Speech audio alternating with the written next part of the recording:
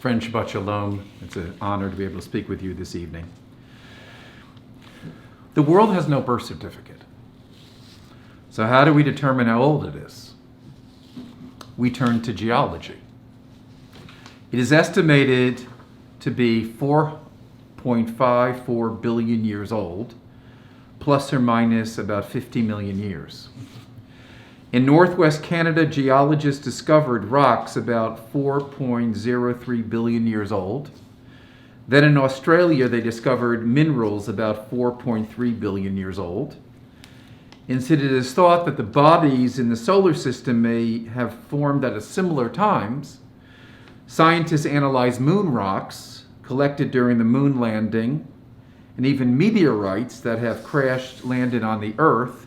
And both of these materials date between 4.4 and 4.5 billion years. This is science. Any child who has taken general science in middle school will learn these facts. But anyone who has just experienced the high holidays knows that when we celebrate Rosh Hashanah, we don't celebrate that this is the 4.54 billion year. What we say is that it is the year 5782. The earth is that old. What gives? It would be natural to say that the year 5782 is a crazy number, and we should just disregard it as complete nonsense, but not so quickly. Here is how the number came into being. October 7th, 3761 BCE is the date on which the world was created, according to the Hebrew calendar that governs the passage of time among the Jewish people. Now let me explain. According to the Hebrew calendar, this year, just begun, as I said, is 5782. So if we subtract 2021, the current year in the secular or Gregorian calendar, from that, we arrive at year 1 being 3761 BCE, before the Common Era. That date, of course, is not based on fossil dating. It was rather calculated from the references of time, including the lifespan of individuals that are given in the Hebrew Bible. It is generally accepted that the sage Rabbi Yossi ben Chalafta made this calculation in the 2nd century, and he lived in the Galilee in the northern part of Israel. Rabbi Yossi ben Chalafta is commonly accepted as the author of this book called Sefer Olam, the Order of the World, a book that attempts to give dates to all of the people in the events mentioned in the Hebrew Bible, up until Rabbi Yossi's time, which included the Bar Kokhba revolt in the year 132 CE. So for Rabbi Yossi, the only relevant source is the Bible. He doesn't attempt to reconcile it with any other chronology, but rather to make sense of and to quantify the chronology as it is presented in Scripture. By Rabbi Yossi's method, the creation of man took place in the year 3760 BCE. This is one sage who wrote one book in order to make sense of the biblical narrative. In fact, Rabbi Yossi's system didn't gain common usage among Jews until the Middle Ages. For the record, during Talmudic times, the Jews used the Greek calendar. Only after the Jewish life had moved to Europe, the Jews began enumerating years according to this presumed date of creation that was determined by Rabbi Yossi ben Chalafta. It continues to be in use today, not only for calculating the Hebrew year, but also for coordinating it with the lunar cycle that determines the months. Now, why is this little information important? Year in and year out, one class after another, and I teach a lot of classes, elementary school kids, middle school students, high school students, college students, young adults, middle-aged adults, seniors, again and again ask the question in some form, I don't get this 5782 date. We Jews don't believe in that, do we? And then this question is used as a springboard to continue for a kind of dismissive attitude towards Judaism in general. Rabbi, this whole thing is ridiculous. We Jews believe in science. All of this 5782 shouldn't be taken seriously, should it? I want to respond to that serious question.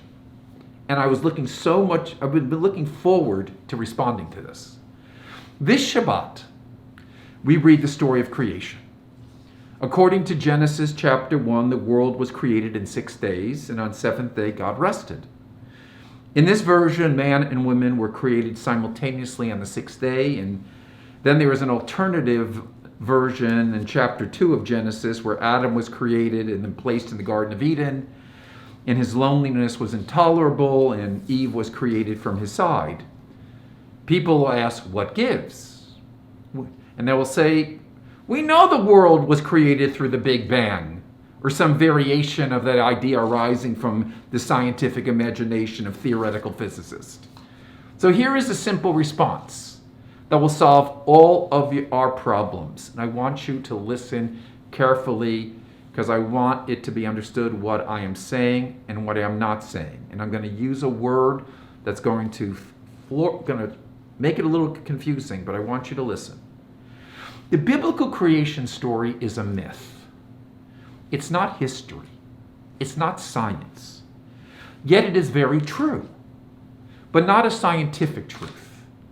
Myth is a means by which humans speak metaphorically about what is significant, but not directly verifiable. A myth is a way of expressing profound ideas not by some rational argument, but by telling a sacred story that has a profound meaning. And by accepting this myth, our lives become more significant and coherent. Now, what is this story of creation? It is a religious myth of profound meaning. It's not something that physicists are interested in or geologists are interested in, but we're interested in it. It is deeply true because it affirms fundamental truths about the world that we live in and how we Jews understand the world. I don't believe for a moment that the world was created in 6 days.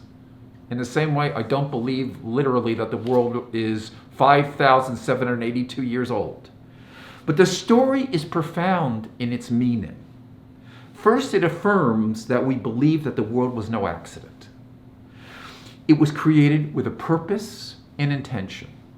Second, that the world was created with a certain orderliness, going from the simplest to the most complex.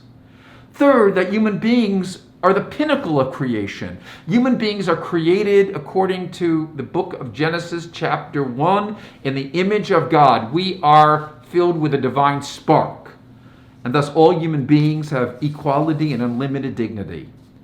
The story of creation is a religious myth. It tells not how the world was created, but why the world was created, and what we are to make of the world that was created. Science and religion, astrophysics and the Bible are quite compatible.